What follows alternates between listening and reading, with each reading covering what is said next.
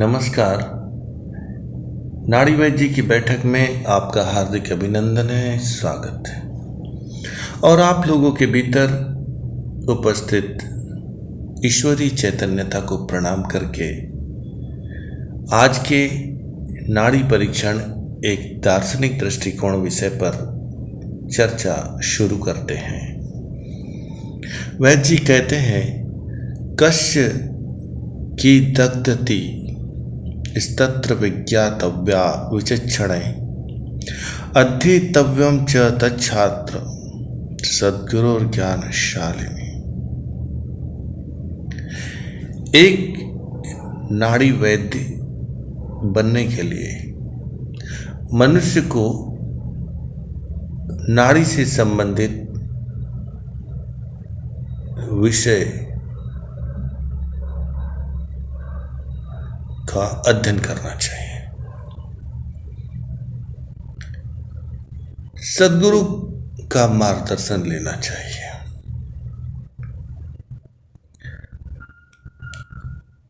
वैद्यों के ग्रंथों को पढ़ना चाहिए, वैद्यों के अनुभव को सुनना चाहिए, समझना चाहिए और साथ ही साथ कुशल वैद्य के निगरानी में, देखरेख में रोगियों का परीक्षण करने का कार्य करना चाहिए। फिर भी यदि समझ में नहीं आए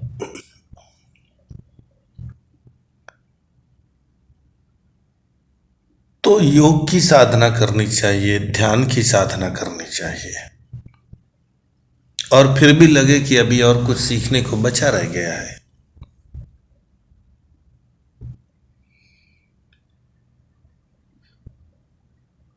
तो वनवासियों के साथ रह करके नाड़ी से संबंधित ज्ञान प्राप्त करने चाहिए। वनवासियों के साथ में रह करके, जैसे भील, ग्वाले, परंपरागत वैद्य, इनके साथ रह करके वनौषधियों के नाम, उनके गुण, उनकी परीक्षा, उनको सिद्ध करने की विधियां और उनके उपयोग की विधियों की जानकारी के साथ साथ उनके साथ रहकर अभ्यास भी करना चाहिए। आगे वैद्य जी कहते हैं, कल्याणमपि वरिष्ठम स्फुटम नाड़ी प्रकाशेत रुजाम कालिका वैशिष्ट्य द्वैनाप विलक्षण। कहते हैं कि शुभ और अशुभ दोनों प्रकार की नाड़ियां जाननी चाहिए और समय के अनुसार, शरीर की आयु के अनुसार, रोगी के चित्त के अनुसार नाड़ी की परिवर्तनशीलता और गतिशीलता को जानना चाहिए। आगे कहते हैं, यत् लक्षणा तु नैरुज्ये नोदितायाम तथा रुजि वय काल रुजाम भेदे भिन्न भाव विभर्ति सा। जैसे स्वस्थ मनुष्य की नाड़ी होती है, वैसे रोगी की नाड़ी नहीं हो सकती। इसका कारण है कि रोगी के शरीर की स्थिति, परिस्थिति, अवस्था, समय, रोगी के शरीर के पाचन चक्र, जैविक चक्र, इन सब बातों को ध्यान में रख करके और नाड़ी का अध्ययन करना सीखना चाहिए। आगे कहते हैं, तदव स्थामतः प्राज्ञ सर्वथा सर्वकाल की ज्ञातुम यतेत मतिमान लक्षणेषु समाहित। एक कुशल वैद्य के लिए उचित है कि प्रत्येक काल की नाड़ी के लक्षणों को जानने की साधना करनी चाहिए और इसका विस्तृत ज्ञान प्राप्त करने के लिए शिव स्वरोदय का अध्ययन करना, शिव स्वरोदय में दिए गए मार्ग पर चलना शिव स्वरोदय में दी गई साधनाओं को सिद्ध करने का अभ्यास करते रहना चाहिए। आगे भगवान कहते हैं, हिस्नाम स्नाम वायु वर्षा नाड़ी धमनी दामनी दरा तंतु की जीवितज्ञा च शिरा पर्याय वाचिका। हिस्ना स्नायु वसा नाड़ी धमनी धामनी धरा तंतु की जीवितज्ञा और शिरा, ये नाड़ी के पर्यायवाचक शब्द हैं। नाड़ी तो एक ही है, लेकिन कई प्रकार के नाम अलग अलग वैद्यों के द्वारा उच्चारण किए जाते हैं। आगे कहते हैं, तत्र काय नाड़ी त्रिविधा एका वायुवहा अन्या मूत्रपिंड स्थिर सवाहिनी अपरा आहार वाहिनी। वैद्य जी कहते हैं कि जहां तक शरीर में नाड़ियों की बात करें तो 3 प्रकार की नाड़ियां। एक तो वायु के प्रवाह के लिए, दूसरी मल के प्रवाह के लिए,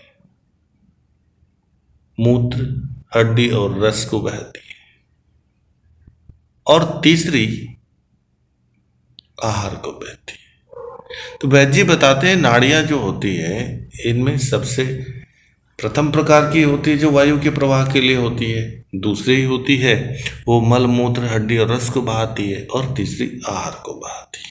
ये 3 प्रकार की नाड़ियों को सामान्यतः जान सकते हैं। आगे कहते हैं, कंद मध्य स्थिता नाड़ी शिशुम नेत्र प्रकृतिता तिष्ठन्ते परितः सर्वा चक्रे अस्मिन् नाड़िकास्ततः। नाभि के मध्य में सुषुम्ना नाड़ी स्थित है, और इसी नाभि चक्र में सुषुम्ना नाड़ी के चारों तरफ बहुत सी नाड़ियां गुच्छों के रूप में उपस्थित है। आगे कहते हैं, नाभि मध्य स्थिता नाड़ी गोपुच्छाकृत सर्वतः तिष्ठन्ते परितः सर्वस्ता व्याप्तम मिदम वपु। सभी नाड़ियों के बीच में नाभि है, और नाभि के चारों ओर नाड़ियां हैं। ये ठीक ऐसे ही दिखाई पड़ती है जैसे गाय की पूंछ, इसके चारों ओर बाल होते हैं। इस प्रकार नाड़ियों की आकृति को बताया गया। आगे कहते हैं, सार्ध त्रिकोटियो नाड़ियों स्थूला सूक्ष्माच देहिनाम नाभिकंद निबद्धस्थता स्थित गौरी मध्य स्थिता। मनुष्य शरीर के भीतर छोटी बड़ी यदि सभी नाड़ियों की संख्या लगभग मिला दी जाए तो 3.5 करोड़ है, ऐसा वैद्य जी बताते हैं। और ये सभी नाड़ियां नाभि से बंधी हुई है। कुछ नाड़ियां तिरछी है, कुछ नाड़ियां नाभि से ऊपर सिर तक जाती है, कुछ नाड़ियां नाभि से नीचे पैरों की उंगलियां तक जाती है। ये नाड़ियों की स्थिति बताई गई। आगे कहते हैं, तीसरा कोटियो अर्ध कोटि च यानि लोमानि मानुष नाड़ी मुखानि सर्वाणि धर्म बिंदु रक्षन्ति च। जैसे कि पहले बताया गया कि 3.5 करोड़ नाड़ियां हैं।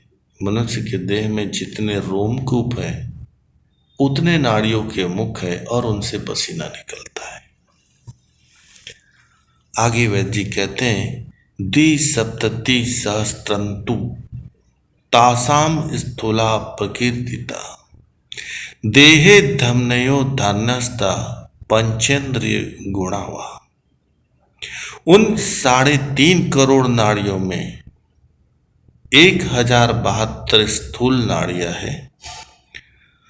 वो धमनी देह में अर्थात शरीर में वायु को घुमाती है और 5 इंद्रिया अर्थात शब्द, स्पर्श, रूप, रस और गंध का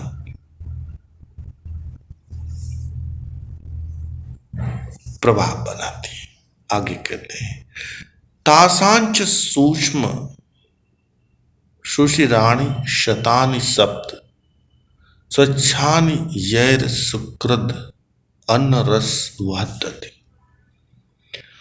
आप्यायते वपुरिदम ही नृणाम मीशा मम्भ 17 विधिरेव सिंधु शतै समुद्र। जैसे कि पहले बताया गया है, उन नाड़ियों में छोटे छिद्र वाली स्वच्छ 700 नाड़ियां हैं और वो सब अन्न रस को बहा करके ले जाती है। उस रस में संपूर्ण शरीर का पोषण होता है। जैसे सैकड़ों नदियों के जल से समुद्र तृप्त होता है, उसी प्रकार लगभग 700 नाड़ियों के द्वारा अन्नरस शरीर के विभिन्न अंगों तक पहुंचता है, तभी शरीर का पोषण होता है। आगे कहते हैं आपादतः प्रतत गात्रम शेषामेषा मा मस्त कदाप्च नाभिपुर स्थितेन एतद मृदंग एव चर्म चयेन नदम कायम नृणामि शिराशत सप्तकेन। ते नाभि स्थान में स्थित 700 नाड़ियों में से सिर से पैरों तक संपूर्ण शरीर में नाड़ियां व्याप्त है। मृदंग में सर्वत्र चर्म की रस्सियां खिंची हुई होती है, उसी प्रकार मनुष्य के इस शरीर में सारी नाड़ियां खिंची हुई है। आगे कहते हैं सप्त शतानाम मध्ये चतुर्धिका विंशति स्फुटा स्तता साम एकाम परीक्षीय दक्षिण करचर वन्य स्थित। जैसा 700 नाड़ियों में से 24 नाड़ियां मुख्य है, उनमें भी पुरुष के दाहिने हाथ और पैर में मुख्य नाड़ी की परीक्षा करनी चाहिए। चतुर्धिका इस पद कहने से तात्पर्य यह है कि धमनी नाड़ी 24 है। आगे कहते हैं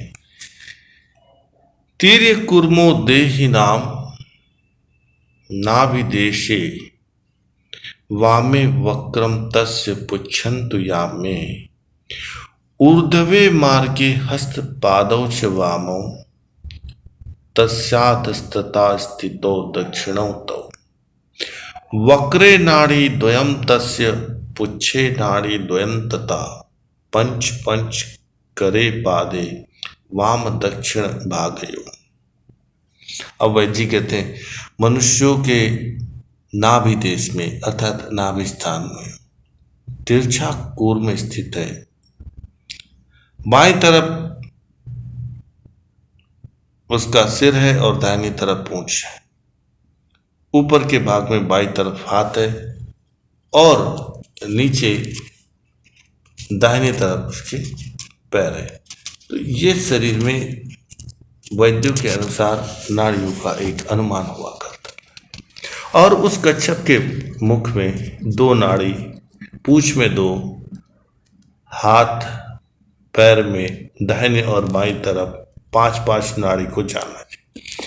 फिर उसी श्लोक की व्याख्या करते हैं कि तासाम मध्य एक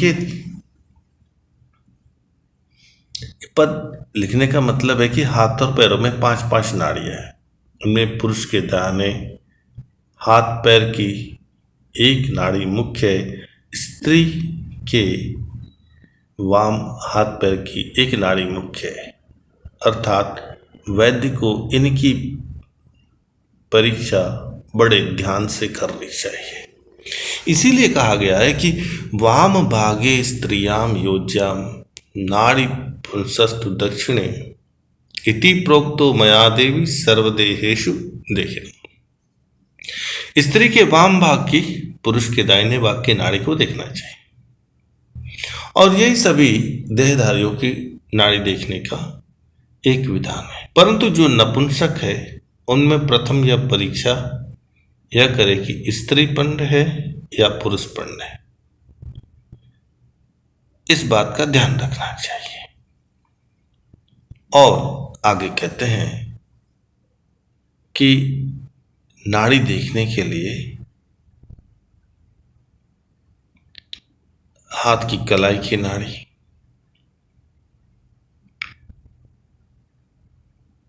नाड़ी को देखने का प्रत्येक वैद्य का अपना अपना अनुभव होता है, और उन सबको ध्यान में रखते हुए स्त्रियों के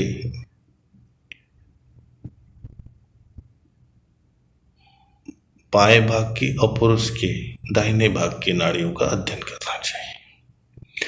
आगे कहते हैं अंगुष्ठ मूले करयो पाद यो गुल्प देशत कपाल पार्श्यो षडभ्यो नाड़ीभ्यो व्याधि निर्णय। हाथों की नाड़ी अंगूठे की जड़ में देखें, पैरों की नाड़ी टकनाओं के नीचे देखें, मस्तक की नाड़ी दोनों कनपटी में देखें। इस प्रकार 6 स्थानों की नाड़ी देखने से व्याधि का यथार्थ निर्णय होता है। और वैद्य यहां तक भी कहते हैं नाभ्योष्ट पाणी पात कंठा नासो पांतेश यो स्थिता तासु प्राणस्य संचार प्रयत्नेन विभावित। अब वैद्य जी बड़ी गहरी बात कहते हैं। वैद्य जी कहते हैं कि नाभि, ओंठ, पैर, हाथ, कंठ और नासिका के समीप के भाग में जो नाड़ी स्थित है उनमें प्राणों के संचार को यत्नपूर्वक जानना चाहिए। इसी में अत्यंत उपद्रव भी होता है, इसीलिए इन स्थानों की नाड़ी को अवश्य देखना चाहिए।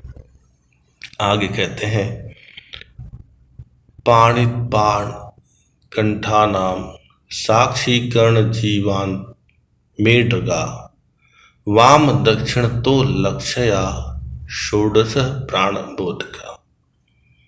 एक और श्लोक बताते हुए वैद्य जी कहते हैं हाथ, पैर, कंठ, नासिका, नेत्र, कान, जीवा का अत्यंत भाग, मृड अर्थात योनिलिंग, इनके वाम भाग और दक्षिण भाग में नाड़ी देखनी चाहिए। ये 16 नाड़ी प्राणबोधक है और इनको जानना अत्यंत आवश्यक है। आज के लिए बस इतना ही। आपने बड़े धैर्य, श्रद्धा, स्नेह और विश्वास के साथ नाड़ी परीक्षण एक दार्शनिक दृष्टिकोण विषय को सुना।